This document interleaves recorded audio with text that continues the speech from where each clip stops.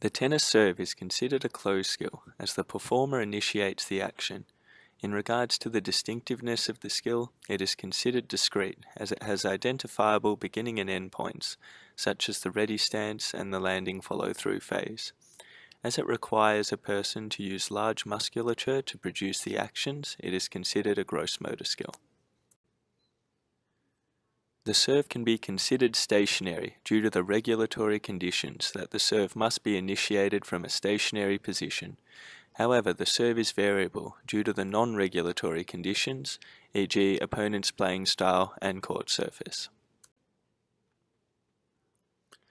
As a complex discrete skill, the serve can be broken down into many key elements, such as initial stance, ball toss,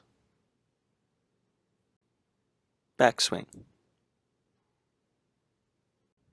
trophy position, slot position, contact point, follow through landing.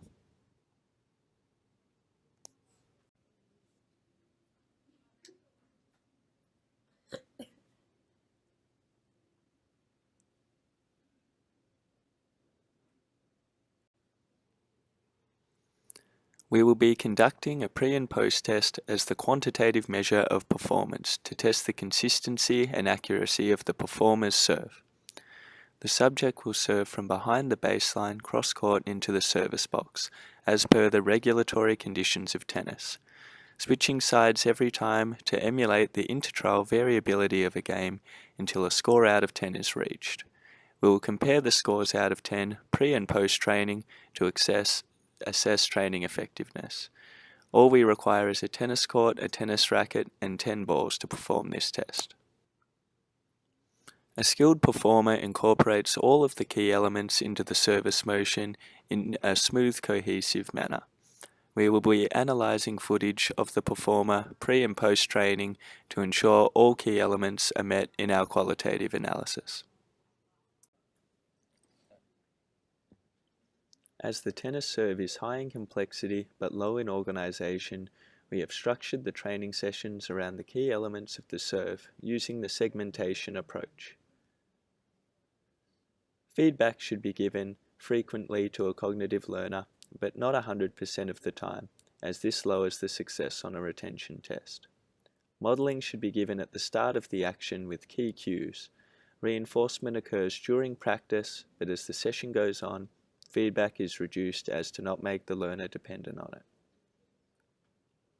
Courtney seems to fit the description of a dynamic learner according to the 4MAT system, meaning she learns from active experimentation and self-discovery. We've incorporated as much of this into her training sessions as possible. This enables her to maintain her focus and produce greater results by making sure the training sessions include not only hands-on activities, but also the use of augmented feedback by showing her videos of her performance to critique herself. The distributed practice training sessions were conducted twice a week for 1 hour, with a rest period in between each trial. According to Bradley and Longman, skills are better learned in more frequent, shorter sessions.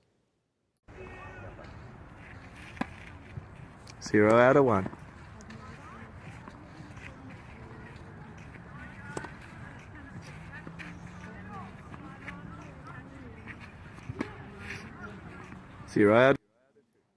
So you want to have a nice straight elbow, hold in your fingertips and release at eyebrow level if you can.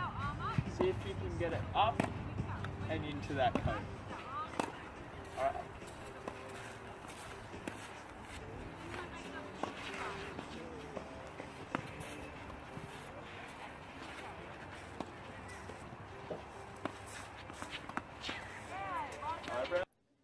The ball toss is an extremely important part of the serve, as many of the other key elements depend on it.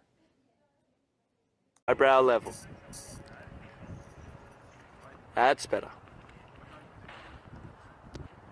Very nice. Simple cues used to correct this will be straight arm, fingertips, and release at eyebrow level.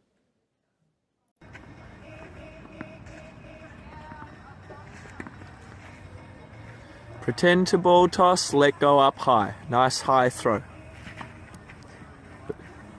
The key elements of trophy position, throwing action, and slot will be practiced in this session. Concurrent qualitative feedback will be given to allow the subject to analyse her own performance compared to that of a professional.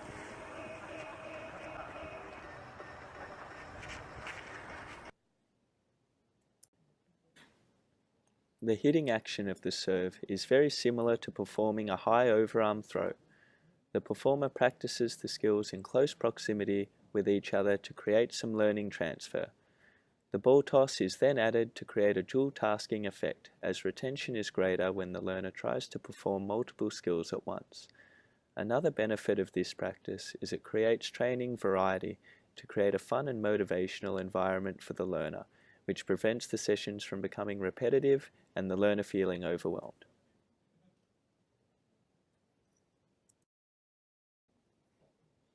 The contact point of racket on ball is essential to where the ball eventually ends up.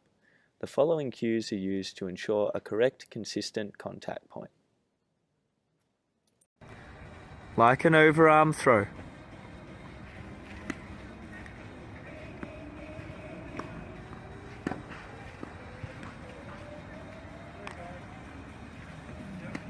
Nice. Release eyebrow level, overarm throw with the racket.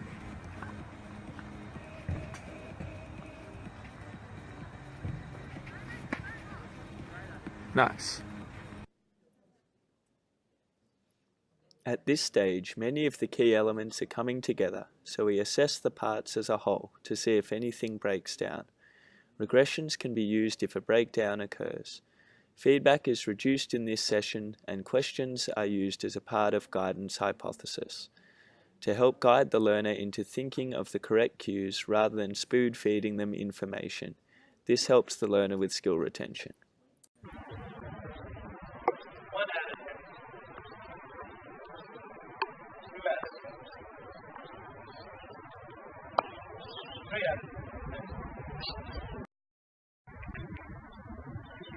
As the learner has little experience in tennis, it's safe to assume that she will begin in the cognitive stage of learning. Learners in this stage usually produce inconsistent movements. After a month, the learner may enter associative stage, which includes the ability to self-correct and basic decision-making. There should also be some sign of the key elements being met by this stage, if not being completely smooth and fluent yet.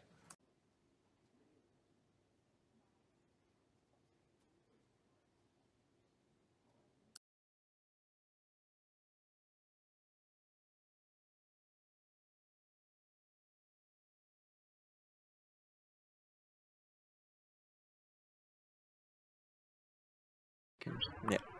A retention test will be performed after a 2-week break from training or performing the task in any way to measure how much learning has truly been retained by the participant. The retention test will be same as the pre-post test.